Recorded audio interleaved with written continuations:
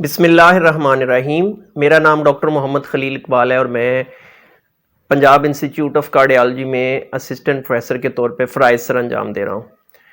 Routinely میں general public کے لیے ویڈیو بناتا ہوں، لیکن آج ہم بات کریں گے ان لوگوں کے بارے میں جو کہ فیلوشپ کا ایگزام دے رہے ہیں، FCPS کارڈیالوجی دے رہے ہیں اور ان کا task oriented assessment of clinical سکل جو ہے وہ پاس نہیں ہو رہا.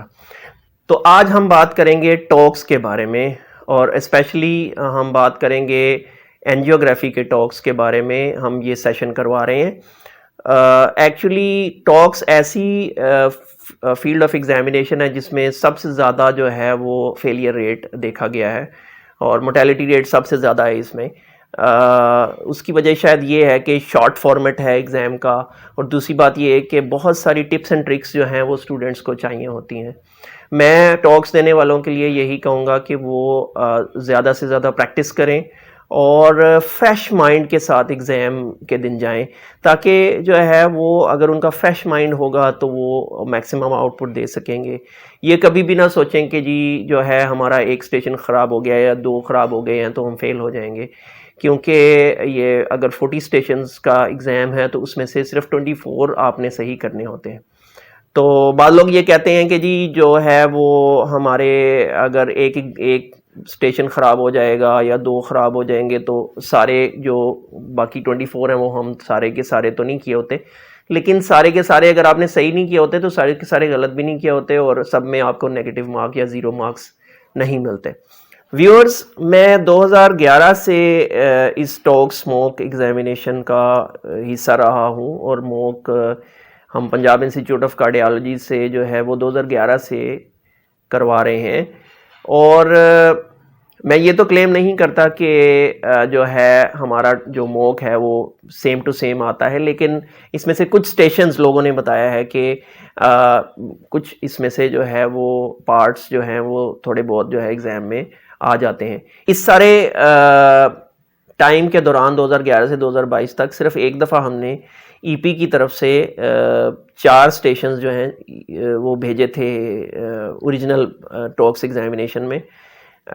لیکن لوگ اس بات پہ ہمیں بتاتے ہیں کہ اس میں سے کچھ اس جیسے سملر جو ہے نا وہ اسٹیشنز جو ہیں وہ کبھی کبھار آ جاتے ہیں.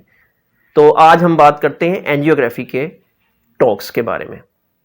تو آج کے جو موک ہے اس کا پیٹرن میں آپ کو بتا دوں. پہلے میں تھوڑی دیر کے لیے آپ کو جو ہے وہ تھوڑا ٹائم دوں گا، تقریباً آدھا منٹ کا وقت دوں گا، تاکہ آپ ایک ڈسپلے کرنے کے بعد جو ہے وہ کویسچن کا آنسر کر لیں، اور اس کے بعد پھر ہم جو ہے وہ ہم کویسچن کا آنسر ڈسپلے کریں گے. تو یہ پہلی دفعہ ہم نے یہ کیا ہے کہ جو ہے باقاعدہ خود ہم نے اپنے آپ کو اسٹوڈنٹ سمجھ کے یعنی کہ نا اس کے جو ہے وہ آنسر لکھے ہیں اور کہ کیسے آنسر دینا چاہیے. تو یہ چیز آپ غور کریں، اور آپ اس کو اسکرین جب آپ یہ ویڈیو یوٹیوب پہ جائے گی تو آپ اس کو پاز کر کے بھی جو ہے وہ آنسر کو لکھ سکتے ہیں، کاپی پہ لکھ کے دیکھ سکتے ہیں، یا اپنا پہلے آنسر لکھ کے اس کو میچ کر سکتے ہیں جو ہے نا اس آنسر کے ساتھ جو کہ ہماری طرف سے آنسر ہے. اور اگر آپ کو کوئی کمنٹس ہوں آپ کے تو ضرور ہمارے ساتھ شیئر کیجیے گا. اور دوسری بات یہ ہے کہ کوئی اس کو بہتری کرنا چاہتے ہیں آپ تو وہ بھی ہمیں بتائیے گا. جو ہے میں آپ کو آدھا منٹ دوں گا سلائیڈ دیکھنے کے لیے، لیکن اگر آپ زیادہ منٹ چاہتے ہیں، زیادہ دیر چاہتے ہیں تو آپ اس کو پاز کر کے دیکھ سکتے ہیں یا بار بار دیکھ سکتے ہیں. تو شروع کرتے ہیں.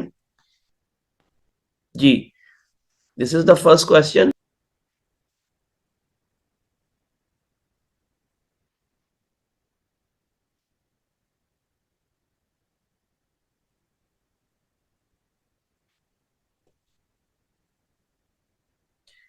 چلیں اب اس کا ہم آپ کو دیر آر رائٹ 4 فائنڈنگس. تو آپ دیکھیے کون کون سی فائنڈنگز ہیں. پہلی فائنڈنگ جو ہے وہ آپ کا یہ ایورٹک ویلو ہے، جو کہ بائی لیفلیٹ میکینیکل پروستیٹک ایورٹک ویلو لگا ہوا ہے ایٹ دا ایورٹک پوزیشن. ٹھیک ہے جی، پہلی تو یہ فائنڈنگ ہے آپ کی. ٹھیک ہے. اس کے بعد آ جائیں مائٹل ویل پہ بھی بائی لیفلٹ پروستھیٹک ویلو لگا ہوا ہے. یہ دوسری فائنڈنگ ہے. اس کے علاوہ جو ہے آپ کے یہ دیکھیے یہ لگے ہوئے ہیں اسٹرنوٹمی رنگز. ٹھیک ہے جی. اور ایک چیز جو آپ شاید نہ نوٹ کر رہے ہوں وہ یہ ہے کہ یہ ایک ڈیفبریلیشن پیڈ ہے جو کہ ڈیفبریلیٹ کرتا ہے, یا وینٹیکولر بی ٹی چل جائے تو اس کو ڈیفبریلیٹ کرتا ہے. ہو سکتا ہے کہ اس پیشنٹ میں یہ چونکہ بلاک ہوا ہو ویلو, ایورٹک ویلو, تو اس وجہ سے, اور مائٹل ویلو بھی لگ رہا ہے کہ تھرومبوزڈ ہے, تو یہ تھرومبوسس کی وجہ سے بلاک ہو سکتا ہے. جو ہے وہ ویلو جو ہے وہ ہو سکتا ہے کہ وہ چل نہ رہے ہوں, جو کہ ڈیفینیٹلی ایورٹک ویلو پہ لگ رہا ہے کہ نہیں چل رہے. اور مائٹل ویلو پہ جو ہے نا اس کا ایک لیفلٹ جو ہے نا وہ موو کر رہا ہے. ٹھیک ہے جی. تو یہ آپ کی فائنڈنگز ہو گئی. اب ہم آتے ہیں کوشچن کے آنسر کی طرف. جی, bileaflet mechanical prosthetic valve at the mitral position. Of course we have a bileaflet mechanical prosthetic valve at the mitral and aortic position, and جو کہ میں نے آپ کو فائنڈنگز بتا دی. external wires, یہ questions ہیں, یہ آنسر ہے جی question کا. bileaflet mechanical prosthetic valve ہے, ٹھیک ہے, at the mitral position, اور aortic position پہ بھی ہے. sternal wires ہے, sternotomy wires, basically اس کو sternal wires نہیں کہتے, sternotomy wires کہتے ہیں.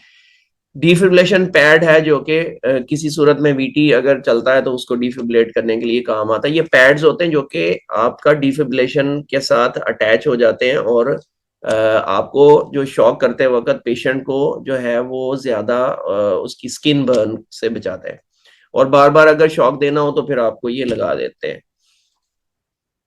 Stuck both leaflets of the aortic prosthetic valve. Aortic prosthetic valve کے both leaflets stuck ہیں, اور mitral valve کے ہاف جو ہے وہ لگ رہا ہے اسٹک ہے, لیکن we need another view for that. ٹھیک ہے جی. تو یہ اس کا ہے mitral prosthetic valve پہ جو ہے one leaflet stuck ہے, اور ابھی میں نے اس پہ لکھا ہے. لیکن اگر آپ کو لگتا ہے کہ both leaflets move کر رہے ہیں تو آپ کہہ سکتے ہیں جی کہ both leaflets move کر رہے ہیں. لیکن اور یو میں سے کہ جی ہمیں ایک اور ویو چاہیے, اندر ویو ایٹ دا 90 ڈگری, تو ہم دیکھ سکیں. ملٹیپل ویوز کیے جاتے ہیں ویلو کو دیکھنے کے لیے, جس میں اچھا نظر آئے تو وہ والا جو ہے نا وہ ہم سینی فلورو کر کے دیکھ لیتے ہیں. تھرومبولیٹک تھراپی دینا چاہیے اس کو. اب جو ہے وہ آ گیا ہے, ابھی یہ نئی گائیڈ لائن آپ دیکھ لیجئے گا, لیکن اب جو ہے پہلے یہ ہوتا تھا کہ تھرومبولیٹک تھراپی جو ہے وہ رائٹ سائڈ پہ تھرومبولیٹک تھراپی یوز کی جاتی تھی, لیفٹ سائڈ پہ نہیں یوز کی جاتی تھی, کیونکہ وہ سی وی اے کے جو ہے وہ چانسز بڑھ جاتے تھے. تو اب دیکھ لیجیے گائیڈ لائن میں کیا ہے, لیکن میرے خیال میں اب بھی جو ہے اب ہم زیادہ جو ہے وہ تھرومبولیٹک تھراپی دیتے ہیں, کیونکہ بار بار جو ہے وہ چیسٹ کو کھولنا جو ہے وہ ٹھیک نہیں ہوتا. ہاں البتہ اگر آپ دونوں جو ہے اس کی ٹریٹمنٹ لکھیں, جتنا جو کوشچن ہے جو آپ کو لگتا ہے کہ یہ کوشچن جو ہے اس کا یہ آنسر ہے, تو جو اوپر والا جو آپ کا آنسر ہے وہ ہونا چاہیے جو ڈیفینیٹ ہو. لیکن اگر آپ کو ڈی ڈی بھی ذہن میں ہے, ڈیفرنشیل ڈائگنوسس ہے, تو وہ بھی آپ لکھ سکتے ہیں.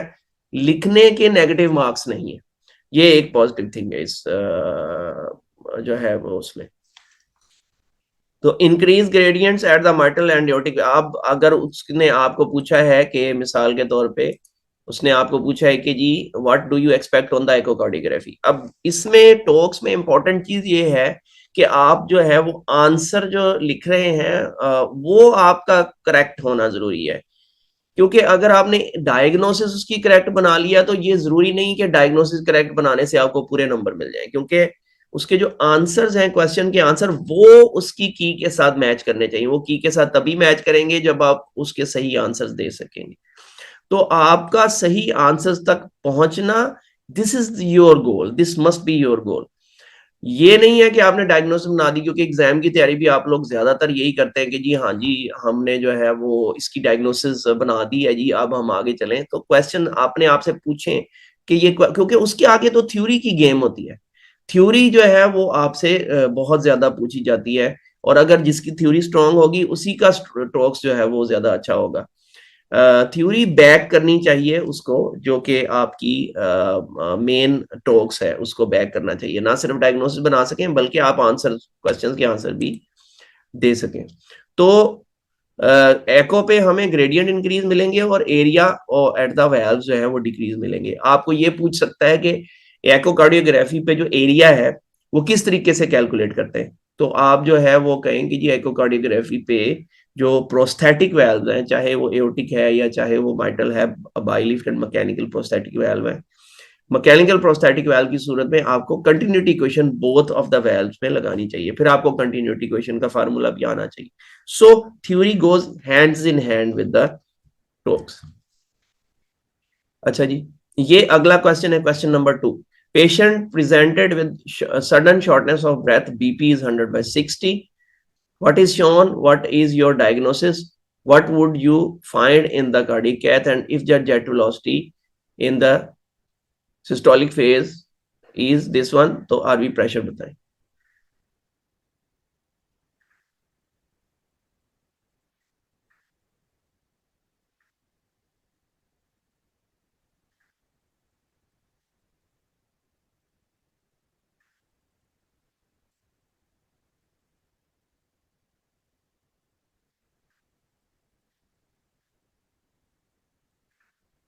جی میرا خیال ہے آپ نے سب نے یہ اس کو دیکھ لیا ہوگا. اس کے آنسر کی طرف چلتے ہیں. واٹ از شون, آپ کو مینی یا ٹائمز یہ پوچھا, سمپل پوچھا جاتا ہے کہ یہ جو موڈیلٹی ہے یہ کیا ہے, اور آپ کو بھی جب کوئی آنسر کرنا ہے کسی بھی سلائیڈ کا آنسر کرنا ہے, تو یہ چیز یاد رکھیں کہ اگر ایون انہوں نے نہیں بھی پوچھا کہ موڈیلٹی کیا ہے, اپنے آپ سے ذہن میں ضرور پوچھیں کہ یہ کون سی موڈیلٹی ہے, یہ کیا چیز چل رہی ہے.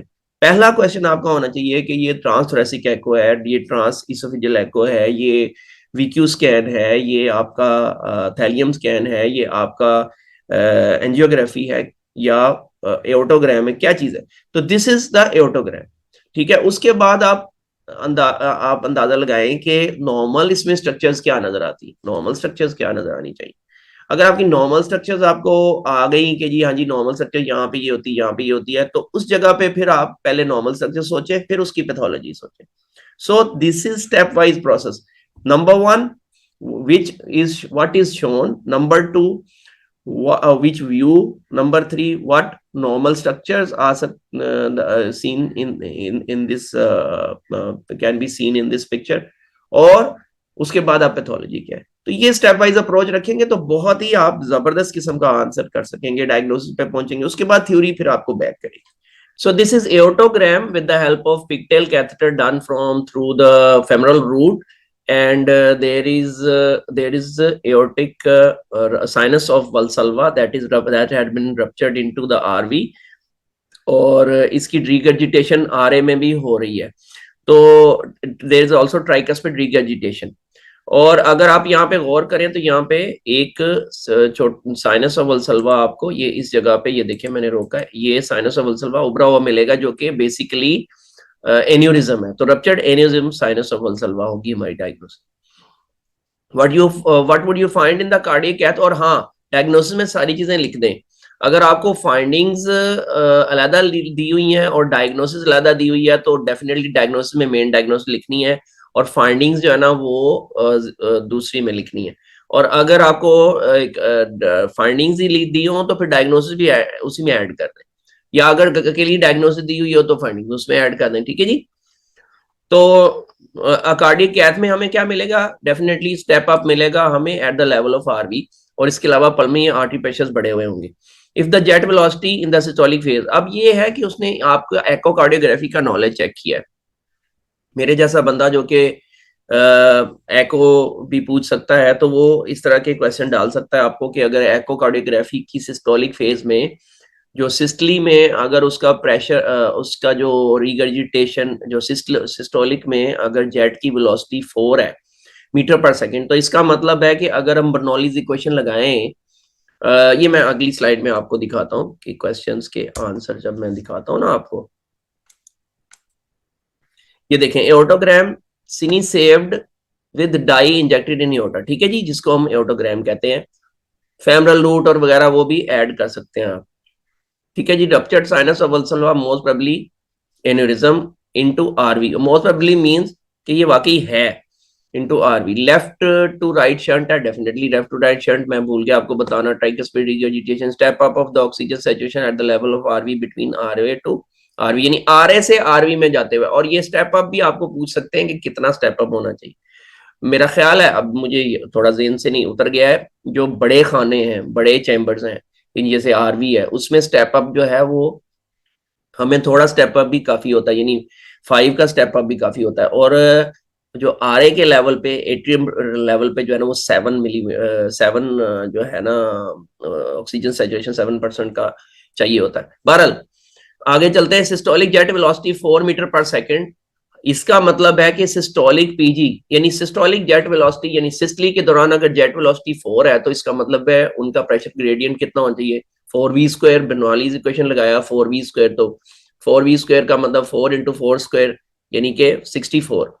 तो 64 मिलीमीटर मरकरी जो है वो सिस्टोलिक जो है वो सिस्टोलिक प्रेशर ग्रेडियंट है बिटवीन एओर्टा और आरवी में।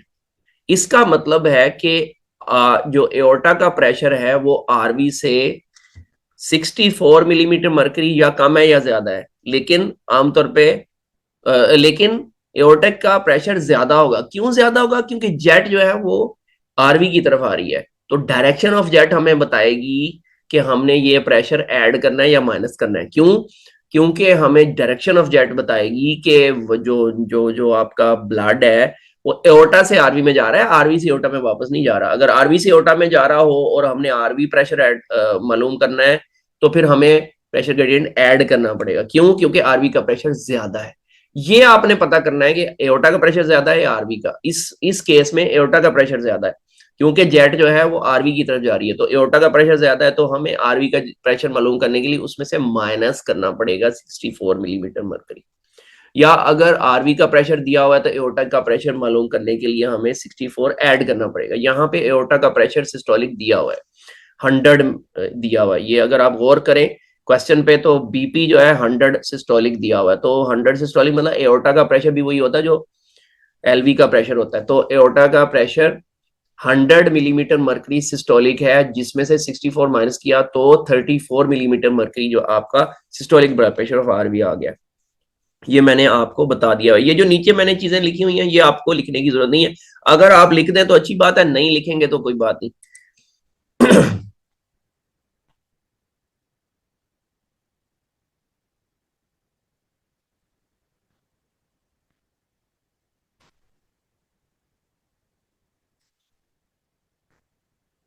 जी, तो चलते हैं आंसर की तरफ। Name the view.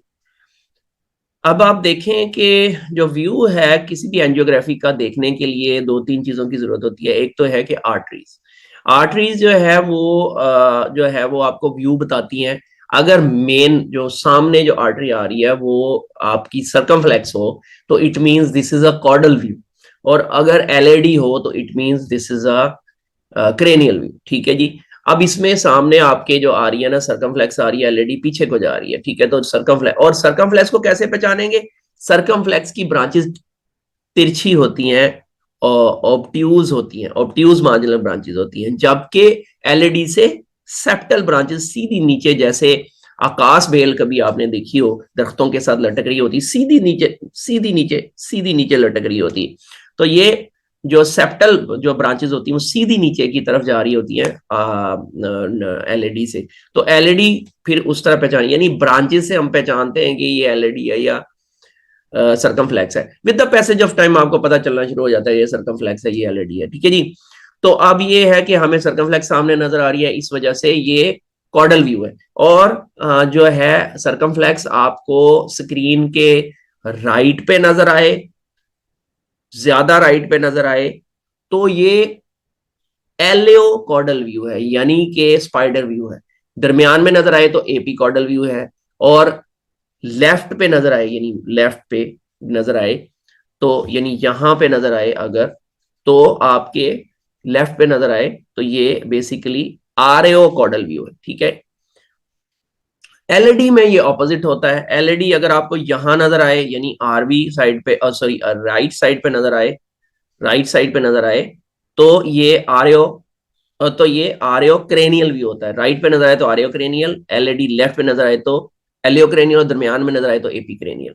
ठीक है जी, तो ये मैंने आपको व्यूज बता दिए। अब आपको कभी कभार एग्जामिनर पूछ लेता है कि जी व्यूज अगर आपने नहीं भी आपको आर्टरी नजर आ रही तो कैसे नजर आएंगे। तो अगर आपको आर्टरी नजर नहीं आ रही और आपने व्यूज अंदाजा लगाना है, तो जो बहुत बड़ा डायफ्राम दरमियान में आएगा इसमें नहीं आ रहा, ऐसे करके बड़ा सा डायफ्राम दरमियान में नजर आए तो वो क्रेनियल व्यूज है। ठीक है, और अगर डायफ्राम छोटा सा नीचे नजर, अगर ना नजर आए जैसे ये नहीं नजर आ रहा, तो ये कॉर्डल व्यूज हैं।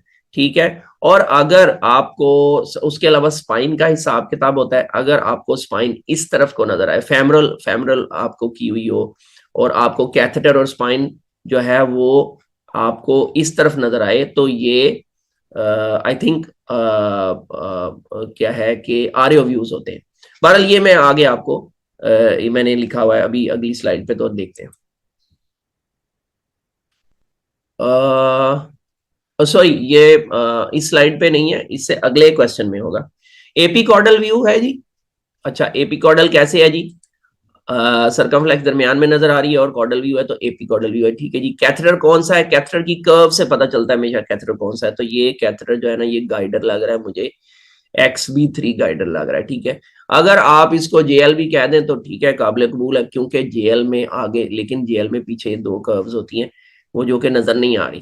ठीक है जी, एओर्टोग्राम को रिपोर्ट करें। Aneurysm of the mid circumflex and tight mid circumflex. Tight mid भी सर्कमफ्लेक्स है और एन्यूरिज्म भी है, और डेफिनेटली ये आपको नजर आ गया होगा, ये एन्यूरिज्म है और ये टाइट मिड सर्कमफ्लेक्स है जी। आगे आते हैं। There are air bubble seen through the circumflex going. अच्छा जी, अब हम जाते हैं सर्कमफ्लेक्स की तरफ, जो है पीछे चलते हैं। तो ये एयर आपको बबल नजर आएंगे, कैसे नजर आ रहे हैं जरा गौर करते हैं। ये देखें, एक बबल ये जा रहा है। ठीक है, इसी तरह अगर हम इसको चलाएं, ये गुजरे बबल। ठीक है जी, तो दोबारा देखते हैं, यहाँ पे आपको ये बबल्स नजर आ रहे हैं, ये बबल एक नजर आ रही है। तो एयर बबल जो है वो, एयर जो है वो injection into cornea artery is very dangerous, very dangerous, very dangerous. आपको इस स्लाइड में वो एयर एंड जो एंजियोग्राम में एयर दी उसकी ट्रीटमेंट भी पूछ सकता है, जो कि हाई फ्लो ऑक्सीजन और इस तरह, और पेशेंट को स्टेबल करें और वेंटिलेटर पे डालना पड़ सकता है बड़ा। लेकिन so air, there are air bubble going through circumflex dye. अच्छा, अब ये है कि यहां तक तो आपका काम चल जाएगा, लेकिन अगर आप एलईडी पे भी कमेंट कर दें तो अच्छा है। Although this is not a good view for LED, लेकिन ये हमें टाइट मिड स्टेनोसिस बड़ी अच्छी नजर आ रही है। टाइट भी कह सकते हैं, सब टोटल भी कह सकते हैं। पूरी एलईडी हमें इसमें नजर नहीं आएगी, डिस्टल स्पेशली नजर नहीं आएगा। तो tight mid LED stenosis view not appropriate for the comment about the LED. Air injection during angiogram, ये इसकी डायग्नोसिस है। आगे आते हैं। What is the prominent finding? Most probable cause. What would you do? Is there any role of agrastat? What is Jobert stent?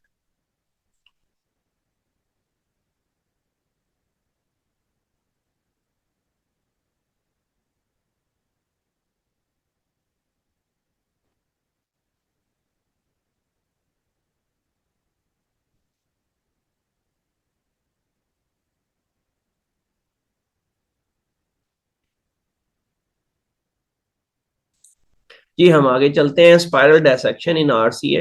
अच्छा जी, वो कहता है जी what is the most prominent finding. तो मोस्ट प्रोमिनेंट का मतलब है वो आपको डेफिनेटली जो वो जो सबसे प्रोमिनेंट फाइंडिंग है ना, उसके बारे में पूछना चाह रहा है। तो that is the basically dissection of the right cornea artery from starting from the beginning, from the ostium to going into the PLV। PDA में नहीं जा रही है, पीडीए नीचे जा रही है, पीडीए हमेशा नीचे की तरफ जाती है, अब ये पीएलवी में जा रही है। ठीक है जी, अब वो कहता है जी what is the most probable cause of it. ठीक है जी, मोस्ट प्रोबेबल कॉज क्या हो सकती है जी इसकी? ठीक है, तो मोस्ट प्रोबेबल कॉज हमारी जो है जी वो इसकी डायसेक्शन है, कैथेटर इंड्यूस। क्यों? अब इसके दो वजूहात है कि क्यों। नंबर वन के ये कैथेटर से राइज हो रही है। ठीक है, नंबर टू के जो वायर वाली डायसेक्शन होती है वो वायर के साथ साथ जाती है, और ये पीएलवी में जा रही है, उल्टा ऑपोजिट जा रही है। और नंबर थ्री के आमतौर पे वायर की डायसेक्शन वायर से शुरू होती है, या टोटल ओक्लूजन को जब आप खोल रहे होते हैं तो वायर से शुरू होती है, पीछे की तरफ डायसेक्शन नहीं जा रही होती, ये कैथेटर तक जा रही है। तो ये मोस्ट पब्लिक कॉज इसकी जो है वो कैथेटर है. तो spiral dissection RC starting from ostium extending to PLV of the early bifurcating, early bifurcate कर रही है आरसी है. कैथेटर इंड्यूस्ड डिसेक्शन है जी, ठीक है. और क्यों catheter induced? As it is not following the wire, so wire is ruled out as a cause. Immediate sealing covering of the dissection, हम इमीडिएट इसकी ट्रीटमेंट पूछी है जी, वो हम इमीडिएट कवर करेंगे with the stent. And echo करेंगे for any perforation, although perforation जो है वो आपको नजर नहीं आ रही, परफोरेशन का स्पेलिंग जरा गलत हो गए, सीन हेयर इन एंजियोग्राम. जोमेट स्टेंट क्या है जी? पुराना स्टेंट है जोमेट, अब तो और भी कवर्ड स्टेंट आ गए हुए हैं, तो ये कवर्ड स्टेंट है, नीडेड इन द परफोरेशन. इस तरह के पेशेंट में नहीं चाहिए, ये वैसे ही क्वेश्चन पूछा गया जी. अगला,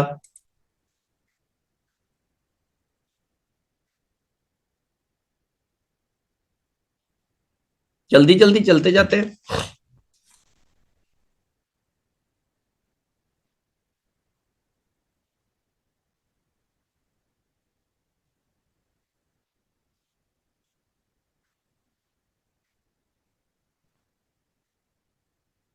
जी, विच आर्टरी इज बीइंग इंटरवीन? तो ये जनाब नेक है आपकी, पेशेंट की, आपकी नहीं, पेशेंट की नेक है.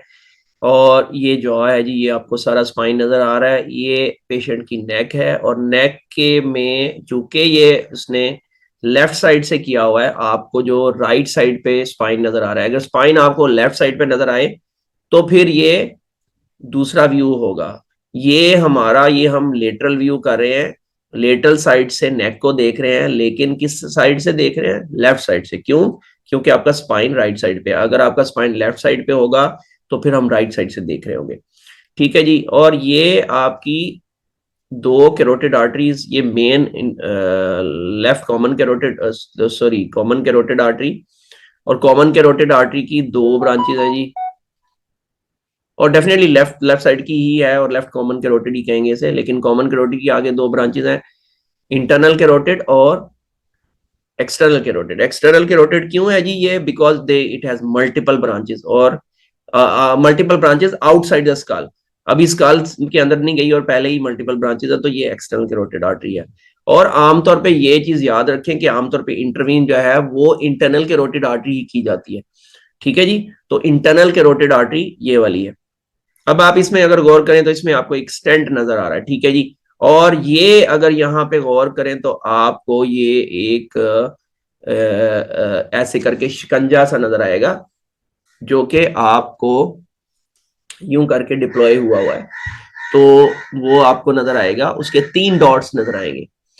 2 डॉट्स जो होंगे वो उसके पाँव के होंगे, जो उसकी जैसे आप ट्राइपॉड होता है आपके कैमरे का, जो है वो जो डॉट्स डिजिटल वाले होंगे, वो जो डिजिटल डॉट्स होंगे वो उसको डिप्लॉय कर रहे होंगे. और ये जो है ना, अगला वाला पिछला वाला डॉट है ना, इसके थ्रू आप जो है ना इसको बंद भी कर सकते हैं, खोल भी सकते हैं. तो ये शीथ के अंदर ये जाता है, फिल्टर वायर होती है. फिल्टर वायर जो होती है डिजिटल प्रोटेक्शन डिवाइस होती है, फिल्टर वायर. ठीक है, इसको फिल्टर वायर भी कहते हैं, डिजिटल प्रोटेक्शन डिवाइस भी कहते हैं. डिजिटल प्रोटेक्शन क्यों कहते हैं? क्योंकि ये distal to the lesion deploy की जाती है, और जब यहाँ पे इंटरवेंशन की जाती है प्रॉक्सिमली, तो इसका जो डेब्री है, इसका जो टूट फूट का कूड़ा कूड़ा है, वो आगे ब्रेन में नहीं जाता, वरना वो सीवीए कर दे. तो digital protection, proximal protection devices भी यूज होती हैं, जिस तरह मोमा डिवाइस है, वो प्रॉक्सिमली यहाँ पे बंद कर देती हैं, प्रॉक्सिमली ब्लड के फ्लो को बंद कर देती हैं, और जो डेब्री है वो पीछे की तरफ गिरता है, बजाय आगे जाने के, आगे जाके ब्लॉक होने के पीछे गिरता है, और ब्लड जो है वो नहीं जा रहा होता, वो ब्लड को ब्लॉक करना पड़ता है प्रॉक्सिमल प्रोटेक्शन डिवाइसेस में. ठीक है जी. लेकिन प्रॉब्लम ये होता है प्रॉक्सिमल प्रोटेक्शन डिवाइस का, कि उसको हमेशा वहां पर यूज कर सकते हैं जिसमें अल्टरनेटिव सर्कुलेशन दूसरी तरफ से हो, जैसे कि सर्कल ऑफ विलियस के थ्रू यहाँ पर ये जो है ना ब्रेन की आर्टरीज की जो है ना वो सर्कुलेशन डबल होती है. ठीक है ना, तो आपको सपोर्ट कर जाती है दूसरी तरफ की कैरोटिड आर्टरी. तो दूसरी तरफ की इंटरनल कैरोटिड आर्टरी जो है वो आपको और सर्कल ऑफ विलियस के थ्रू सपोर्ट कर जाती है. तो इस वजह से प्रॉक्सिमल प्रोटेक्शन डिवाइसेस यूज हो सकती हैं. तो हम प्रॉक्सिमल प्रोटेक्शन डिवाइसेस हमेशा वहां यूज करते हैं जहाँ पे दूसरी सर्कुलेशन हो. कॉर्नीज में आप यूज नहीं कर सकते, क्योंकि वो ब्लॉक करेंगे तो वो हार्ट उसी वक्त जो है ना वीटी चल जाएगा. तो एटलीस्ट 3 फाइंडिंग्स. तो ये है डिजिटल प्रोटेक्शन डिवाइस जो कि आपका फिल्टर वायर है, और उसके अलावा आपको स्टैंड नजर आ रहा है, اور اس کے علاوہ فائنڈنگ کیا ہے؟ Tight lane before the assistant, جو کہ ابھی اس نے چھوڑ دیا ہے. ڈسٹل ٹائٹ لین کو ہم ٹائٹ کیوں نہیں کہہ رہے؟ اس وجہ سے کیونکہ وہ ڈیبری کی وجہ سے ہو سکتا ہے کہ ڈیبری کی وجہ سے ڈائی نہیں جا رہی، تو اس لیے وہ لگ رہا ہے. تو پروکسیمل تو ڈیفینیٹلی ہے، اوسٹیم پہ وہ چھوڑ گیا ہے. لمبا اسٹینٹ اس کو یوز کرنا چاہیے تھا، لیکن اب اگر آپ نے اس نے یوز کر لیا ہے تو اب وہ اس کے پیچھے جو ہے نا ایک اور اسٹینٹ لگائے گا. Any other device use in this intervention? Definitely proximal protection device. And what would be the next step of the management? You will deploy another stent here proximal to the previously placed stent. The left internal carotid artery, as there is no branch outside the skull, so external branches, external extracranial branches, i.e. no extracranial branches, so it's internal carotid. Spine is on the right side of the screen, so camera is on the left side of the patient. So left internal carotid artery show kar. Assistant in the internal carotid artery, یہ جی پہلی آپ کو distil protection device آپ کو residual tight lane proximal to the assistant, یہ اس طرح ہی لکھنا ہے آپ نے. پروکسیمل پروٹیکشن ڈیوائس مومر ڈیوائس ہے جی.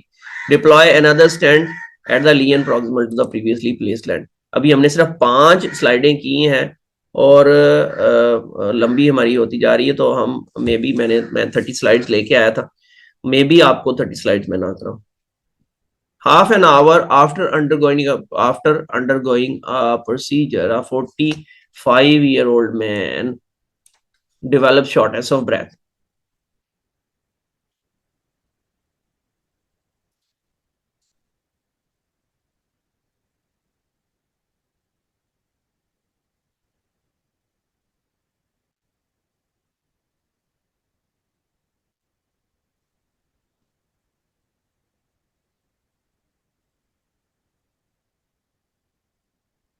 جی چلتے ہیں. What write down 3 finding. اب اگر آپ غور کریں، اور یہ تھوڑی سی زیادتی ہے لیکن کبھی کبھار ایگزام میں جو ہے وہ زیادہ باریک چیزیں بھی پوچھ لی جاتی. اب اس کی اتنا اچھا ویو نہیں ہے، لیکن یہاں پہ آپ کو ایک سٹینڈ نظر آ رہا ہوگا اور یہاں پہ بھی ایل ای ڈی میں ایک سٹینڈ، یہ ایل ای ڈی ہوگی ادھر آر سی ہوگی، تو یہ آپ کو ایک سٹینڈ نظر آ رہا ہوگا. اگر آپ کو ایگزام میں یہ آتا تو بڑا کلیئرلی نظر آ رہا ہوگا، اس کی فکر نہ کیجئے. ہو سکتا ہے کہ یہ ریکارڈنگ کی وجہ سے میری جو ہے وہ اتنا اچھا نہ آ رہا ہو. بہرحال یہ ایک لمبا سٹینڈ آر سی میں آپ کو نظر آ رہا ہوگا، ادھر بھی ایک سٹینڈ نظر آ رہا ہوگا. اس کے علاوہ جو ہارٹ کا بارڈر ہے یہ نظر آ رہا ہوگا، اور اس کے اراؤنڈ جو ہے نا وائٹ کلر کا یہ آپ کو نظر آ رہا ہے. ٹھیک ہے جی. تو یہ ایک بلڈ ہے، اندر جو ہے وہ ہارٹ ہے، اور بلڈ جو ہے وہ کس کے اندر ہے جی؟ یہ یا ایفیوژن بھی کہہ سکتے ہیں اس کو، موسٹ پروبیبلی بلڈ ہے کیونکہ پروسیجر ہو رہا تھا اور وہ کوئی پرفوریشن ہوئی ہوگی اسٹینٹ کی وجہ سے.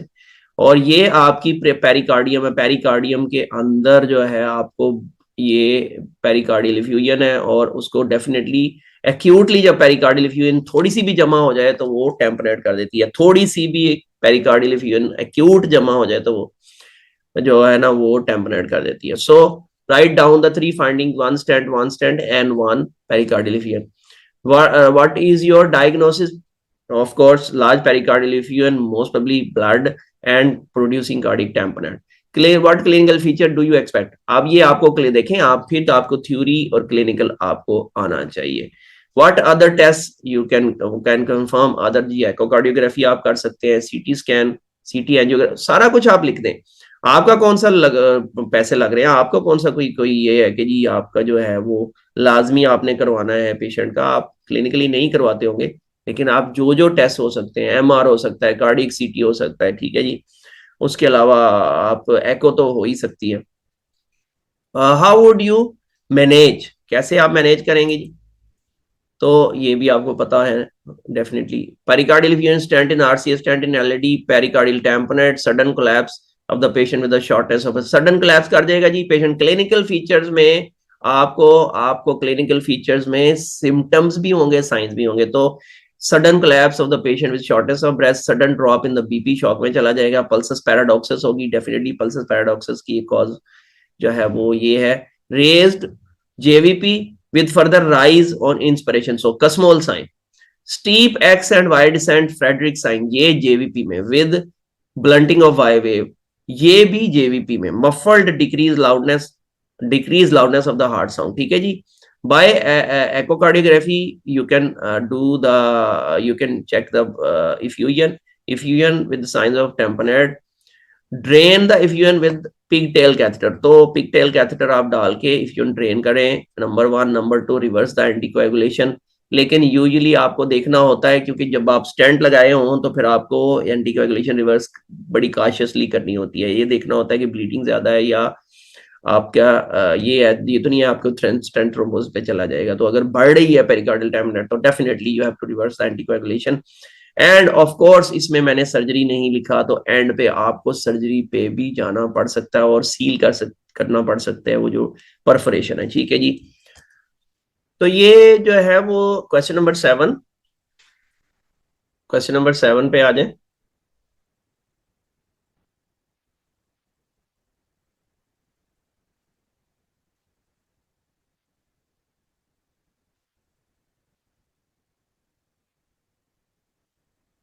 जी, तो what is the view, name the view.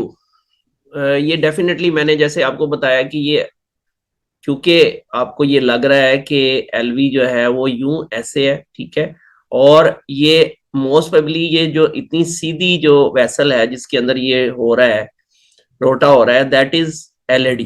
ठीक है, और जब ये डाई देता है तो वो कंफर्म हो जाता है कि सरकमफ्लेक्स परे को जा रही है, और एलईडी क्योंकि रोटा कर रहा है, वो रोटाब्लेशन कर रहा है, इस वजह से वो रोटा बार इतनी मोटी होती है कि वो उसमें डाई नहीं जा रही, तो सरकमफ्लेक्स में जा रही, तो सरकमफ्लेक्स अवे है।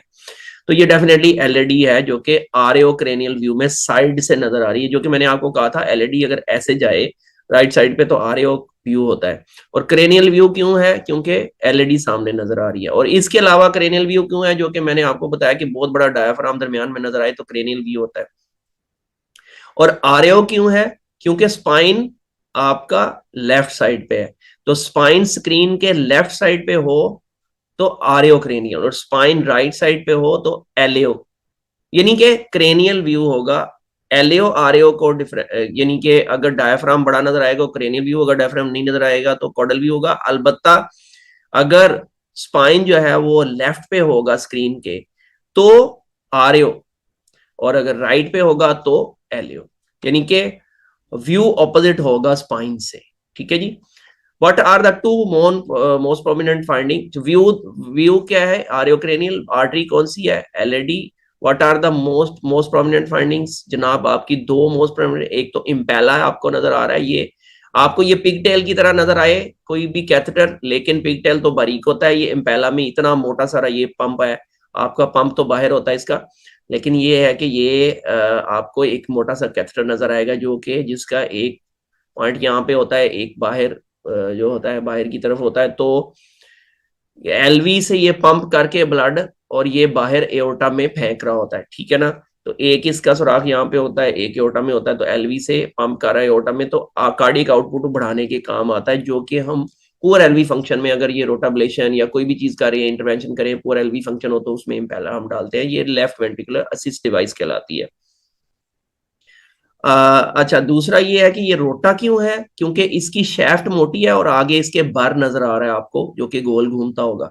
ठीक है, अब why it is not the Thrombuster या थ्रोम्बस एस्पिरेशन कैथेटर, क्योंकि थ्रोम्बस एस्पिरेशन कैथेटर में सिर्फ एक डॉट होगा और पीछे की तरफ वो पुल किया जा रहा होगा। क्यों, क्योंकि थ्रोम्बस एस्पिरेशन में पीछे की तरफ थ्रोम्बस पुल किया जाता है। ठीक है ना जी, तो आगे से हम डिस्टल से प्रॉक्सिमल आते हैं, इसमें प्रॉक्सिमल से डिस्टल जाते हैं, और इसमें जो है मोटी शैफ्ट होती है, मोटा बार होता है, वो बिल्कुल बारीक सा एक होगा, थ्रोम्बस एस्पिरेशन के लिए बारीक सा कैथेटर होगा। ठीक है जी, तो वो बड़ा डिफरेंट नजर आता है। ये कोई कोई जो है वो उसमें प्रॉब्लम होगी, किसी को, ज्यादातर लोगों को नहीं होगी। But other adjunct device would be use if you intervene RCA. अब इसमें उसने कॉम्प्लिकेशन पूछी है कि रोटा की कॉम्प्लिकेशन क्या हो सकती है। रोटाब्लेशन जब भी हम कहते हैं, इसको रोटेशनल एथरेक्टमी भी कहते हैं, रोटाब्लेटर भी कहते हैं, रोटाब्लेशन भी कहते हैं।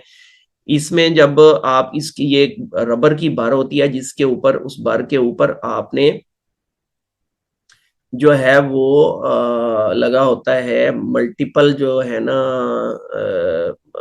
5 to 6 micron, 6 micron round about जो है ना बारीक जो है ना डायमंड पार्टिकल लगे होते हैं। वो इतने ज्यादा डायमंड पार्टिकल्स होते हैं कि जब वो और बारीक होते हैं, इतने बारीक होते हैं कि जब वो रोटेट करता है हाई फ्रीक्वेंसी पे, यानी कि तकरीबन 160, 170, 180 रेवोल्यूशन पर मिनट पे जब वो रोटेट करता है इतनी तेजी से, तो वो आर्टरी جو کیلشیم ہے اس کو جو ہے وہ شیٹر کر دیتا ہے, کاٹ دیتا ہے with the help of diamond particles. تو وہ جو شیٹر ہوتے ہیں پارٹیکل, وہ آگے چلے جاتے ہیں اور چھوٹی برانچز میں پھنس جاتے ہیں, اور چھوٹی برانچز میں جا کے پھر وہ جو ہے نا اس کا اسکیمیا کر سکتے ہیں ایل وی کا. ہاں البتہ ان کو میکروفیجز کھا جاتے ہیں اور میکروفیجز ان کو ختم کر دیتے ہیں اس کیلشیم کو بعد میں, لیکن فوراً سے جو یہ ہو سکتا ہے کہ آپ کا ایل وی فنکشن بیڈ ہو سکتا ہے, آپ کا جو اسکیمیا پروڈیوس ہو سکتا ہے چھوٹی آرٹریز میں ڈیبری جم جانے کی وجہ سے. اور تیسرا یہ ہے کہ اگر آر سی اے یا ایسی آرٹری کو آپ انٹروین کریں جس کے لیے جو آپ کی سپلائی کرتی ہے اس کو بنڈلز کو, تو آپ کا یہ اچانک سے بلاکس میں جا سکتا ہے, پیشنٹ بریڈیز میں جا سکتا ہے, بلاکس میں جا سکتا ہے, تو اس کے لیے آپ کو ٹی پی ایم ڈالنا پڑتا ہے عام طور پہ آر سی اے میں. تو اور اگر ایل وی بیڈ ہو تو اس طرح امپیلا ڈالنا پڑ سکتا ہے جیسے کہ ڈالا ہوا اس نے. واٹ آر دا کمپلیکیشن میں نے آپ کو بتا دی. پرفریشن ہو سکتی ہے, اسکیمیا پروڈیوس ہوتا سکتا ہے, ایل وی بیڈ ہو سکتا ہے, بلاکس میں جا سکتا ہے پیشنٹ, ٹھیک ہے جی, اور ڈیسیکشنز ہو سکتی ہیں, ٹھیک ہے جی. آریوکرینیل view, look at the position of L A D. Position کیسے ہے ایل اے ڈی کی, ڈایافرام اینڈ اسپائن. تو L A D ڈسینڈز on the right side of the screen in آریو and is on the front in cranial view. یہ میں نے آپ کو بتا دیا. diaphragm shows big shadow in the cranial views and spine shows on the left of RA view, in RA view. تو left RA view میں spine left پہ نظر آتا ہے, ٹھیک ہے. جیسے کہ میں نے آپ کو بتایا روٹا بلیشن ڈیوائس, یا اس کو روٹا بر بھی کہتے ہیں, روٹا بلیشن ایتھریکٹمی بھی کہتے ہیں, ٹھیک ہے نا, روٹیشنل ایتھریکٹمی, سوری, امپیلا ڈیوائس ہے جی اس میں ڈلی ہوئی, ٹھیک ہے جی. اور ٹیمپریری پیس میکر آپ کو نظر آ رہا ہے, سوری ٹیمپریری پیس میکر ڈالنا پڑ سکتا ہے اگر آر سی اے انٹروین کر رہے ہو. کورونری آرٹری پرفوریشن, اس کی کمپلیکیشن ہے کارڈک ٹیمپرڈ ہے, ڈیفینیٹلی جب پرفوریٹ ہوگا تو cardiac temporal acute sudden heart failure میں جا سکتا ہے. مائوکارڈیل اسکیمیا due to small شریڈز of the calcium being thrown during روٹابلیشن ایتھریکٹمی. Heart blocks ہو سکتے ہیں, بار انٹریپمنٹ ہو, ہاں بار انٹریپمنٹ ہو سکتی ہے, اور پھر اس کو بار انٹریپمنٹ کو جو ہے آپ نے بچانا ہوتا ہے. کس طریقے سے کہ جب بھی آپ نے روٹابلیشن کرنی ہے تو آپ نے فوراً سے اس کو ٹچ کر کے لین کو واپس آنا ہے, ٹچ کر کے واپس آنا ہے. تو آ کے آپ نے جو پارک کرنا ہے روٹا بار, وہ ہمیشہ نارمل ویسل میں پارک کرنا ہے تاکہ وہ پھنس نہ جائے. کیونکہ اگر آپ وہ, یہ ایسی ہے جیسے کہ آپ کوئی گاڑی چلا رہے ہو تو آگے کیچڑ ہو, تو کیچڑ کے اندر اگر آپ گاڑی روک دیں تو پھر اس کے بعد آپ نکل نہیں پاتے. تو روٹا کو آپ نے روکنا نہیں ہے, لین کے اندر وہ واپس آنا ہے آپ نے, ٹھیک ہے جی. What are the findings? Which procedure? What next step?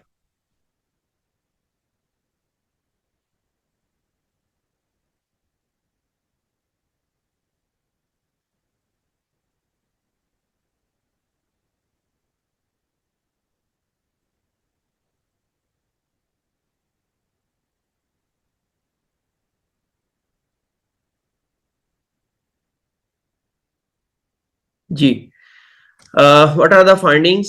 Definitely یہ ایک موٹا سا کیتھٹر ہے. اچھا, ہمیشہ یہ یاد رکھیے کہ یہ اپروچ ضرور دیکھا کرے کہ اپروچ کون سی ہے اس کی. ڈیفینیٹلی یہ اپروچ جو ہے وہ رائٹ پہ بہت, سوری پیشنٹ کے رائٹ پہ ہے, کافی زیادہ رائٹ پہ ہے. ہماری اسکرین پہ لیفٹ پہ نظر آ رہی ہے, لیکن پیشنٹ کے جو ہے وہ کافی زیادہ رائٹ پہ ہے, جس کی وجہ سے آپ یہ کہہ سکتے ہیں کہ یہ وینس سائڈ پہ ہے. اور ہارٹ کے بھی بہت زیادہ رائٹ پہ ہے, جس کی وجہ سے آپ کہہ سکتے ہیں کہ یہ آر اے سائڈ پہ ہو سکتی ہے یا آر وی سائڈ پہ. آر وی تو ادھر نہیں ہوتا, آر اے سائڈ پہ ہوتا. تو اب یہ اگر دیکھیں تو موٹا ایک کیتھیٹر جو جا رہا ہے اس کی شیپ آپ کو بتا رہی ہے, ٹپ بھی بتا رہی ہے کہ یہ بیلون ہے, یہاں پہ بیلون ہوتا ہے جو انفلیٹ نہیں ابھی ہوا. اور یہ بیلون کون سا ہوتا ہے, اس کو کہتے ہیں جی انوئے بیلون. انوئے بیلون اس کا نام ہوتا ہے, اور یہ پی ٹی ایم سی کے لیے یوز ہوتا ہے. پی ٹی ایم سی کہتے ہیں کچھ لوگ پی ایم بی وی کہتے ہیں. پی ٹی ایم سی جو ہے اس کا مطلب ہے پر کیوٹینیس trans مائٹل کمیشروٹمی, P T M C. اور پی ایم بی وی جو ہوتا ہے وہ بھی اسی طرح پر کیوٹینیس مائٹل بیلون کمیشروٹمی کہلاتا ہے. ولواٹمی بھی اس کو کہتے ہیں, پی ایم بی وی, مائٹل بیلون ولواٹمی. اچھا جی, اب یہ اس کے تھرو ڈائی دے کے دیکھ رہا ہے کہ میں کس جگہ پہ ہوں, اور وہ دیکھنا چاہ رہا ہے کہ میں لیفٹ ایٹریم میں چلا گیا ہوں, کیونکہ یہ بیلون کو پنکچر کر کے आपने इंटरेटल सेप्टम को पंक्चर करके बलून को ले जाना होता है लेफ्ट एट्रियम में और लेफ्ट एट्रियम से लेफ्ट वेंट्रिकल में। अभी ये लेफ्ट वेंट्रिकल में नहीं गया, ये आपका नजर आ रहा है माइटल वेल्व, और जो कि टाइट है, पूरी तरह खुल नहीं रहा, ठीक है। और एलवी इसके नीचे होगा, इस ये अब इसके बाद एलवी में जाएगा और फिर पीछे लाते हुए बलून को इन्फ्लेट करेगा, ठीक है। ये पीटीएमसी का प्रोसीजर होता है। Which procedure is being done PTMC, और फाइंडिंग्स क्या है जी, इनॉय बैलून है जिसकी वजह से जो है वो एल ए में वो दे रहा है डाई, और एल ए बहुत ज्यादा लार्ज है, ये भी एक फाइंडिंग है। Next step of the procedure क्या है जी, कि हम इसमें huge huge L A finding Inoue balloon of PTMC या PMBV, swirling of the dye which is being injected through PTMC Pinoy balloon, tight mitral valve seen at the tip of the balloon does not let the dye enter into LV, ठीक है जी। तो procedure क्या हो रहा है जी, ये नाम है जी इनके पीटीएमसी और PMBV, taking balloon into LV with the tip with the help of spring stylus. Spring stylus इसके अंदर डाल के ना हम इसको गाइड करते हैं कैथेटर को, सॉरी बलून को, कि वो इन जो है वो अंदर चला जाए एलवी में ताकि हम उसको इन्फ्लेट कर सकें, ठीक है जी। आगे आ जाए।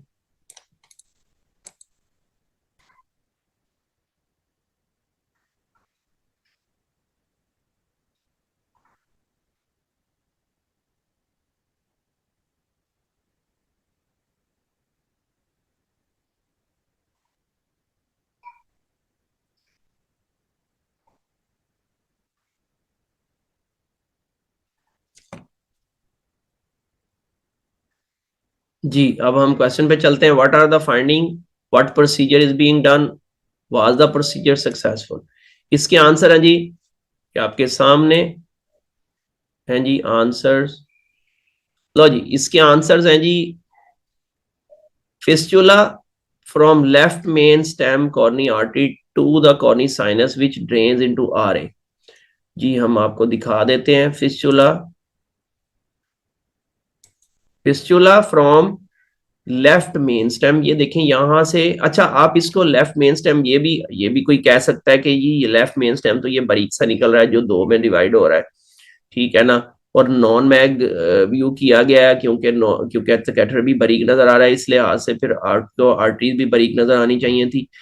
तो मे भी आप ये भी कह सकते हैं कि ये एओर्टिक साइनस ऑफ वल्सल्वा से ही डायरेक्टली एज ए फिस्टुला निकल रहा है। और लेकिन आपको जो ज्यादा लग रहा है वो ये है कि लेफ्ट मेन की आर्टरी से ये निकल रहा है। बहरहाल लेकिन लेफ्ट मेन आर्टरी से ये फिस्टुला निकल रहा है जो कि आ रहा है corny sinus. Corny sinus main drainage होती है, वेनस ड्रेनेज होती है हार्ट की, और वो ड्रेन कर रहा है इनटू आरए, और कॉर्नी साइनस आरए में ही ड्रेन करता है। ये भी पॉसिबिलिटी है कि फिस्टुला पूरे का पूरा इधर तक आए, लेकिन कम पॉसिबिलिटी है। ज्यादा पॉसिबिलिटी ये है कि ये छोटा फिस्टुला और उसके अंदर चला जाए। अब उन्होंने किया क्या है कि जी उन्होंने एक पीडीए डिवाइस जो ली है, और वो छोटी पीडीए डिवाइस जो होती है इम्प्लांटेड डिवाइस, वो यहाँ पे उन्होंने फिक्स कर दी है, प्लग कर दिया ताकि वो रुक जाए, फिस्टुला बंद हो जाए। और ये भी आप पूछ सकते हैं कि भी अगर ये कॉर्नी साइनस में है तो फिर इन्होंने इधर से बंद क्यों किया है, ये भी इंटरवेंशनिस्ट को बताना चाहिए बहरहाल, लेकिन मेरी ये प्रोसीजर किया हुआ नहीं है। यहाँ से सक्सेसफुल किया था कि नहीं, ये डेफिनेटली सक्सेसफुल है, लेकिन प्रॉब्लम इसमें ये है कि जब ये डिवाइस लगाई जाती है ये मैश होता है, थोड़ी देर में इसको थ्रोम्बोज होके, तो कुछ 2-3-4 दिनों में थ्रोम्बोज होने के बाद ये बंद हो जाता है। तो डेफिनेटली साइड से वो उसका कोई डाई नहीं जा रही, बल्कि दरमियान में से जा रही है, जो कि मैश में से जा रही है और बहुत ट्रिकल करके जा रही है। इस वजह से ये सक्सेसफुल प्रोसीजर है।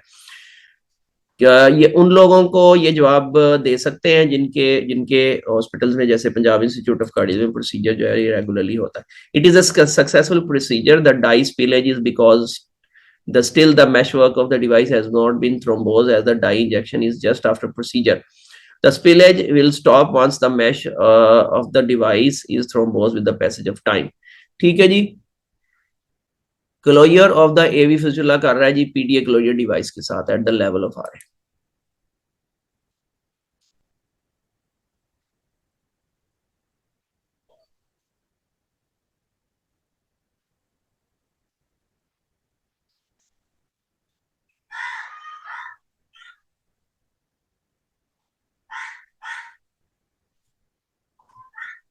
जी चलते हैं आंसर की तरफ। What are the finding, write down the approach, view and catheter, what would you immediately intervene?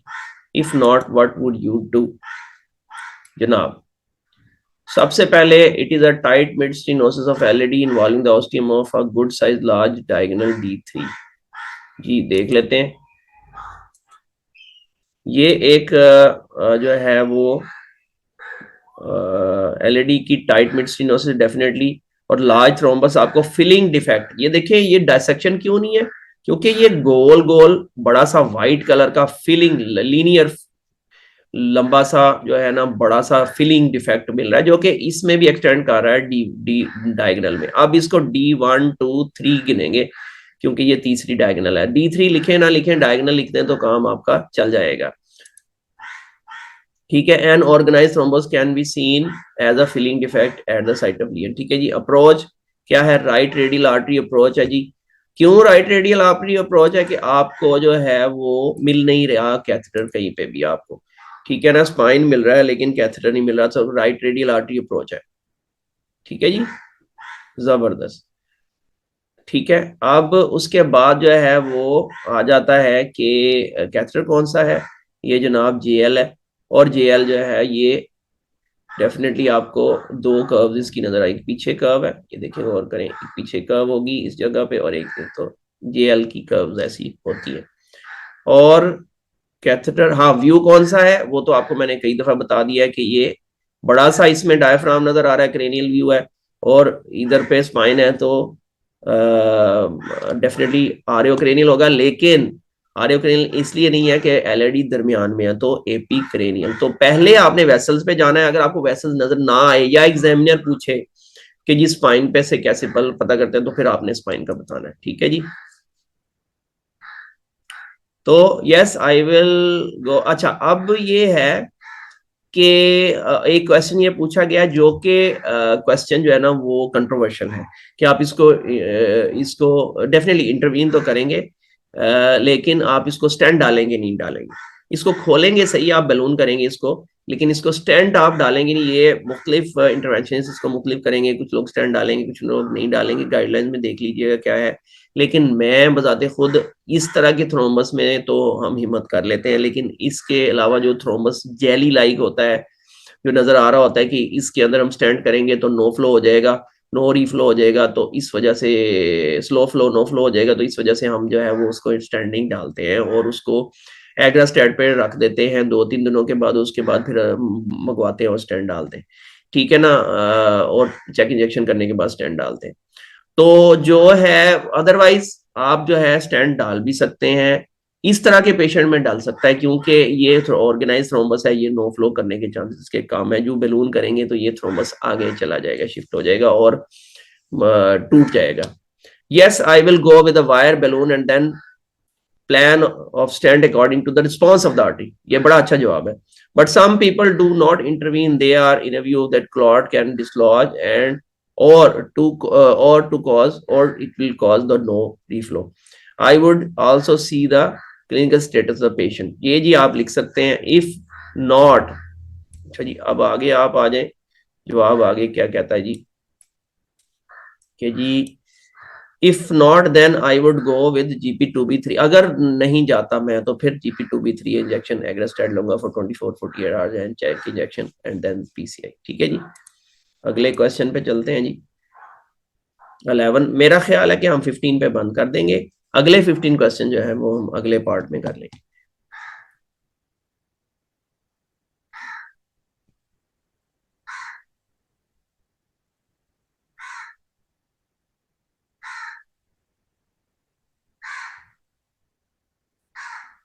Ji what are the findings? Findings ये हैं जी, एक तो स्टेनोटमी वायर्स हैं, दूसरा फेमरल के थ्रू कैथेटर है जी JL. तीसरा ये है कि आपको डोमिनेंट सर्कमफ्लेक्स नजर आ रही है जो सामने नजर आ रही है. ठीक है जी. और उसके अलावा LED जो है उसके अंदर नंबर 1 के टाइट होगा, डेफिनेटली टाइट होगा. टाइट भी लिखेंगे तो भी चल जाएगा, मॉडरेट लिखेंगे तो भी चल जाएगा. ठीक है ना. ऑस्टियल स्टेनोसिस है. उसके बाद आपको ये यहाँ पे एक नजर आ रहा है जनाब कि ये डाई कभी आगे जाती कभी पीछे. ये पीछे क्यों जा रही है? क्यों? इस वजह से कि यहाँ पर लीमा लगा हुआ होगा, जो कि लग रहा है कि इसी वजह से हो रहा है. डेफिनेटली इसी वजह से ये फिनोमेना होता है कि लीमा जो लगा हुआ होता है यहाँ पे लगा होता है, लीमा जो है left internal memory artery graft LAD को लगाया जाता है, और जो जो ब्लड है उसमें आता है, वो ब्लड जो है जब वो पुश करता है इस डाई को तो डाई पीछे आ जाती है, और जब डाई का प्रेशर बढ़ता है तो डाई आगे आ जाती है, तो फिर ये इस वजह से आगे पीछे जा रही है। This phenomena is called basically competitive flow. ठीक है, so sternotomy wires, so patient is status post CABG. LIMA clips आपको नजर आ रहे होंगे, या लीगा क्लिप्स है इसको कहते हैं ये, ठीक है, छोटे छोटे क्लिप्स हैं, ये भी आप लिख सकते हैं कि जी मुझे नजर आए हैं। ठीक है जी, आल्सो लीगा क्लिप्स भी इसे कहते हैं, लेफ्ट इंटरनल मेमोरी आर्टरी और लेफ्ट इंटरनल थोरेसिक आर्टरी। ठीक है जी, तो सॉरी लीटा भी सॉरी लीगा भी कहते हैं क्योंकि फ्रॉम द लाइगेशन, ठीक है ना, लाइगेशन क्लिप्स से लीगा क्लिप्स कहते हैं। ठीक है जी, और लीटा इसको क्यों कहते हैं, क्यों लीटा कहते हैं, लीमा को लीटा क्यों कहते हैं, लेफ्ट इंटरनल थोरेसिक आर्टरी भी कहते हैं। ठीक है जी, कॉम्पिटिटिव फ्लो शो किया गया है, एलईडी में डाई पुश कर रही है ऑपोजिट डायरेक्शन में। ठीक है जी, लीमा इज पेटेंट। तो ये बात कॉम्पिटिटिव फ्लो क्या बताता है आपको कि लीमा जो है वो पेटेंट है, उसका फ्लो अच्छा खासा है।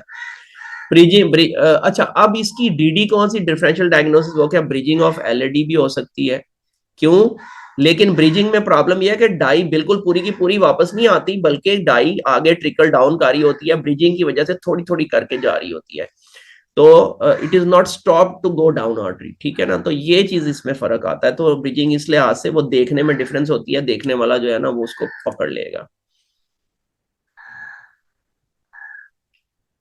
12वां question, 12th।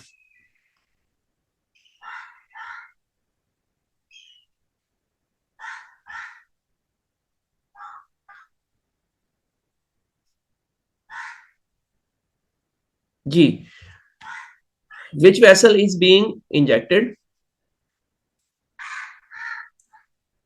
how do you differentiate this from other vessels,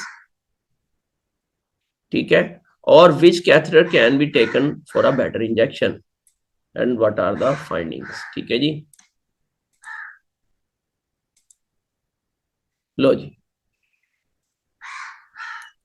SVG to RCA जी, ठीक है, ये एसवीजी टू आरसीए क्यों है, ठीक है, how do you differentiate from the other vessels, ये भी उसने पूछा है और बड़ा अच्छा पूछा क्वेश्चन। ठीक है जी, तो ये जो है जी इसकी ब्रांचेस नहीं होती, नंबर 1 यहाँ पे ये लग रहा है, और नंबर 2 ये पीछे की तरफ रिवर्स जो है ना, ये आपको आरसीए फिल होती हुई नजर आ रही है थोड़ी सी, जो कि पीछे की तरफ पीछे थोड़ा जाके तो एक ब्रांच भी उसकी फिल हो रही है, जो कि अर्ली पीडीए भी उसको कह सकते हैं। ठीक है, या आरवी ब्रांच, जो भी आप कहें, लेकिन ये अर्ली पीडीए लग रही है, अर्ली बाइफिकेशन। तो ये पीछे की तरफ भर रही है आरसीए, तो नेटिव आरसीए के अलावा यहाँ क्या हो सकता है, ग्राफ्ट ही हो सकता है, और जिसकी ब्रांचेस नहीं है, ठीक है, वो डेफिनेटली ग्राफ्ट होगा, जिसकी कोई ब्रांच ना हो, क्योंकि आरसीए की आमतौर पे ब्रांचेस नजर आती। नंबर 2, ये इसकी जो वॉल है बड़ी डिजेनरेटेड सी है, तो ये ग्राफ्ट की एक पेक्यूलर पिक्चर है जो कि नजर आ रही है, और ग्राफ्ट जो है वो हमेशा स्ट्रेट होता है, आरसीए की जो है वो कर्व्ड होती है। और ये खैर बाकी चीजें हैं, ये चीजें तो ग्राफ्ट आरसीए दोनों में हो सकती हैं, लेकिन ब्रांचेस की खास बात है, अगर आपको वेल्व नजर आ जाए यहाँ पे, जो कि आमतौर पे खराब मतलब उसको डिस्ट्रॉय कर दिया जाता है, सर्जन डिस्ट्रॉय कर देता है ताकि वो फ्लो में प्रॉब्लम ना करे, वरना कभी कभार वेल्व भी नजर आ जाता है। ये वो वेल्व होता है जो सेफनस वेन के अंदर नॉर्मली होते हैं, जहां से वो ली जाती है आर्ट वेन। ठीक है, sometimes it has venous valves, ठीक है ना, not seen here. SVG has no branches, RCA seen filling backward retrogradely, ये मैंने आपको बता दिया, मल्टीपर्पज। अच्छा, अब इसमें कैथेटर जो है ना जी, ये आरसीए का जेआर यूज हुआ है। अब मजीद इसमें अगर अच्छा आपने इसको इंजेक्ट करना है और सिलेक्टिव एंगेज करना है, तो इसके लिए आपको स्ट्रेट कैथेटर की टिप चाहिए, जो कि एमपी होता है, मल्टीपर्पज उसको कहते हैं कैथेटर। ठीक है ना, स्ट्रेट टिप होती है, जेआर फिर वो जेआर उतना अच्छा नहीं बैठता। SVG has mild to moderate proximal disease, mild to moderate proximal disease definitely वो वहां पे डिजेनरेशन हुई हुई है। Tight stenosis of SVG and RCA at the site of insertion, insertion site पे یہ جہاں پر یہ جڑ رہا ہے جا کے ایس وی جی وہاں پہ ٹائٹ ہے, ٹھیک ہے. اور پیچھلی طرف بھی آپ دیکھ رہے ہیں جو آر سی اے بھر رہی ہے وہ بھی ٹائٹ ہے, تو دونوں ٹائٹ سٹینوسس ہے, ٹھیک ہے. یہ آپ کی فائنڈنگ ہو سکتی ہے ایک. اور mild to moderate proximal disease ہے, total اوکلوژن of R C a before insertion of S وی جی, یہ بھی میں آپ کو بتا رہا ہوں کہ ہے بیکاز آف دا ریٹروگریڈ فلیڈنگ, وہ نظر آ رہی ہے آپ کو. جی 13 کوشچن.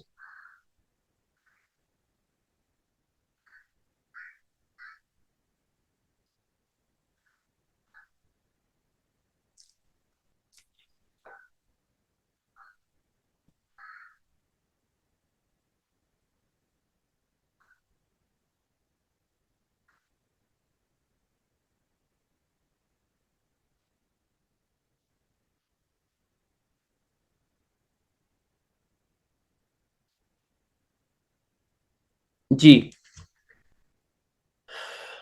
بیسیکلی یہ دو ویوز جو ہے وہ ایک کے بعد دوسرا جو ہے وہ جوڑا گیا ہے, تو یہ چیز آپ ذہن میں رکھیں. بعض اوقات آپ کو ویوز جو ہے وہ جوڑ کے بھی آ سکتے ہیں, ٹھیک ہے جی. پہلے ویو میں آپ دیکھ رہے ہیں کہ یہ سرکم فلیکس ہے جی, ٹھیک ہے, جا رہی ہے, اور یہ ایل ای ڈی جو ہے وہ ٹوٹل جو ہے وہ بند ہے سٹارٹ میں, اور یہ آر سی اے بھی آپ کو بھرتی ہوئی ادھر سے نظر آ رہی ہے, ٹھیک ہے. تو ایک تو یہ ہے کہ یہ ایل ای ڈی کی ٹوٹل ٹائٹ یا سب ٹوٹل یا ٹوٹل بھی کہہ سکتے ہیں کیونکہ ریٹروگریڈلی فل ہو رہی ہے ایل ای ڈی اور ڈائگنل بھی, اور ڈیفینیٹلی مے بی کہ سرکم فلیکس تو سامنے ہے. اچھا جی, اب یہ جو سرکم فلیکس ہے اس کا ایکٹیزیا بھی آپ کو نظر آ گیا ہوگا, ٹھیک ہے, نمبر 3 بلکہ. اچھا, اس کے بعد کیا فائنڈنگ ہے کہ یہاں پر آپ کو ایک فیسچولا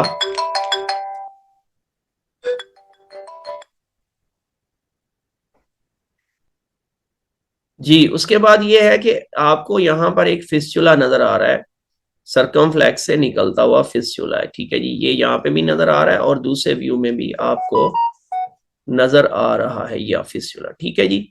تو یہ فسچولا اگر آپ غور کریں تو یہ فسچولا یہاں سے اس چیمبر میں ڈرین کر رہا ہے. اب یہ جو چیمبر جو ہے وہ اس کو پمپ کر رہا ہے, جو کہ یا تو آر وی ہو سکتا ہے یا ایل وی ہو سکتا ہے, وینٹریکل ہے کوئی نہ کوئی. لیکن اگر آپ غور کریں تو ایک ویو میں یہ بالکل یہاں پہ چلا جاتا ہے ادھر کو, دوسرے ایک ویو میں, اس سے اگلے ویو میں. تو یہ آپ کو جب یہاں جاتا ہے تو پھر آپ کو بتاتا ہے کہ یہ تو ایل وی میں ڈرین ہو رہا ہے, ٹھیک ہے نا. تو what would you like to do any other view. تو اینی ادر ویو تو میں آر سی اے کا کروں گا نا سرجن کو بتانے کے لیے کہ آر سی اے بھی ٹوٹل ہے. What is the treatment, definitely وہ گراف لگائے گا ایل ای ڈی کو بھی آر سی اے کو بھی. تو ایکٹیٹک سرکم فلیکس ماڈریٹ ٹو سیویئر ایکٹیزیا آپ کو نظر آ رہا ہے, فسچولا from left سرکم flakes to L وی, ٹھیک ہے. Total proximal اوکلوژن of the L E D just after اوسٹیم with اینٹیگریڈ filling of whole L E D and اینٹیگریڈ بھی ہو رہی ہے اور ریٹروگریڈ بھی تھوڑی بہت ہو رہی ہے. Total most probably proximal اوکلوژن of R C a, definitely, کیونکہ جب تک آپ کو وہ نہیں لگائیں گے تو آپ کو نہیں پتا چلے گا آر سی اے کی کہاں تک ہے. ویوز آف آر سی اے مجھے چاہیے ہوں گے سرجری کے لیے. اس کے علاوہ میں اس کو کہوں گا جی کیبیج کرے, کورنی آرٹری بائی پاس لگائے اور فسچولا ریپیئر کرے. Tell the surgeon that left has he has to graft LAD diagonal. اور یہ سرجن کو بتانا پڑتا ہے ہمارے سینیریوز میں, بہت زیادہ وہ نہیں اتنے زیادہ ہوتے, سمجھدار ہوتے ہیں, لیکن مطلب آپ کو اگر بتا دیں تو زیادہ بیٹر ہوتا ہے, اور وہ ایگزام میں آپ کو پوچھ بھی رہا ہے. لو جی, 2 ویوز ہمیں چاہیے جو ہے وہ, دیر آر 2 ویوز. اچھا نہیں, ڈیفینیٹلی یہ نیچے جو ہے نا سمجھایا ہوا ہے کہ مرج ٹوگیدر کیے گئے ہیں جی ویوز, ٹھیک ہے. تو یہ بھی آپ پڑھ لیں, merge together one after another in a row, look the position of the drainage of the fistula in aleocranial. ایک aleocranial view ہے, ٹھیک ہے, جس میں آپ کو پتا چلے گا کہ ایل وی کی پوزیشن ہے, ٹھیک ہے نا. مور over the dye making the shape of L وی, ٹھیک ہے جی. چلیں جی آگے چلتے ہیں جی. Slide number 14, sorry question number 14. Write 4 findings. What can be likely presentations of this patient?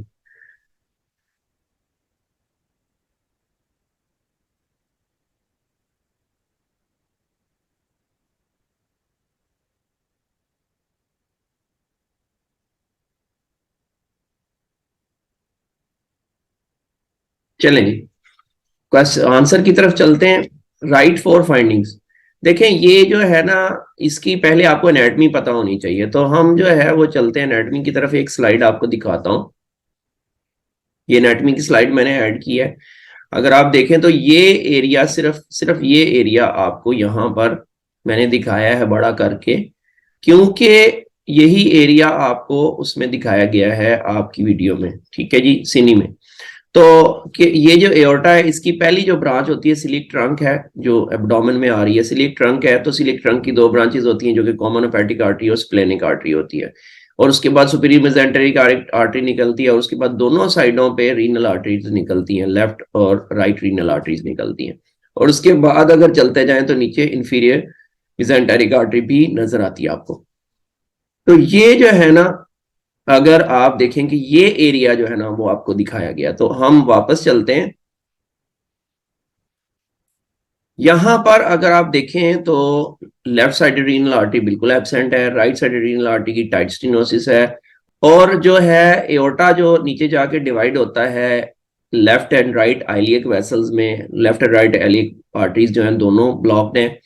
اس کے علاوہ جو ہے اگر آپ دیکھیں تو یہ مے بی کہ یہ اس سائڈ اور اس سائڈ کا یہ جو ہے نا سپرا رینل ہوں گی یا سیلیک ہوں گی. تو آپ سیلیک ٹرنک کو اور یا اس کو نہ کریں کمنٹ, مے بی یہ سپرا رینل ہو, مے بی یہ سیلیک ٹرنک کی برانچز ہوں, تو آپ اس کو نہ کمنٹ کریں. ہاں سپیریور میزنٹرک نہیں ہے, سپیریور میزنٹرک از ایبسینٹ. اس کے بعد آ جائیں کہ جو ہے نا دیر آر مینی کولیٹرلز, پرفیوز کولیٹرلز ہیں جو کہ نیچے جا رہی ہیں ایورٹا سے. تو یہی میں نے یہاں پہ بیان کیا ہے. اگر آپ دیکھیں tight stenosis of the right renal artery, total اوکلوژن of the left renal artery, ٹھیک ہے جی, رینل آرٹریز کا ہو گیا. اس کے بعد رائٹ لیفٹ آئلیک بلاکڈ ہیں, اور اس کے بعد پرفیوز کولیٹرلز ہیں ڈسینڈنگ ایورٹا سے. سپیریور میزنٹرک آرٹری از ناٹ ویزیبل, جو کہ ٹوٹل اوکلوژن ہے. اور انہوں نے سمٹمز بھی پوچھے ہیں, تو سمٹمز جو ہے انٹرمیٹنٹ کلاڈیکیشن آف ون اور بوتھ لوور لمب ہو سکتی ہے, رینل فیلئر ہو سکتا ہے کیونکہ رینل آرٹری کلوڈڈ ہے, گٹ کا اسکیمیا ہو سکتا ہے, ایبڈومینل پین کے ساتھ پیشنٹ پریزنٹ کر سکتا ہے. یہ سارے سمٹمز ہیں. Now question number 15. What are the findings? What is the Medina class of this lesion? And can the patient present with angina even after stent?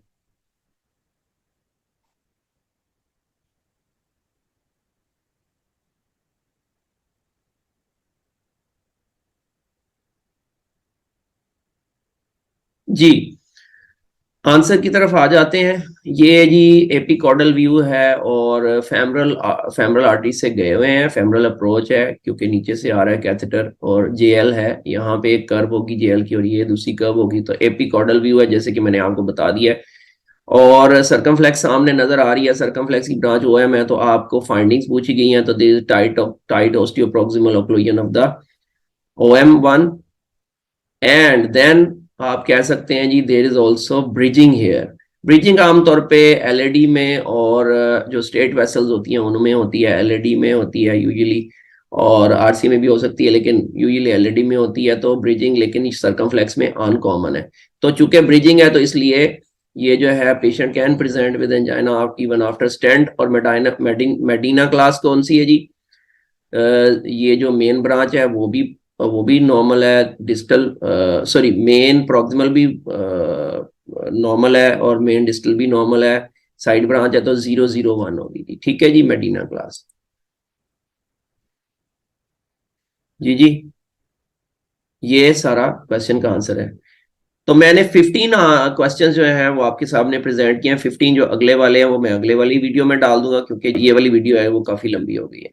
تو اگلی ویڈیو جو ہے وہ پارٹ 2 جو ہے وہ دیکھنا نہ بھولیے گا. اس کا جو ہے وہ اینڈ اسکرین میں لنک ڈال دوں گا, اور ڈسکرپشن میں بھی لنک ڈال دوں گا.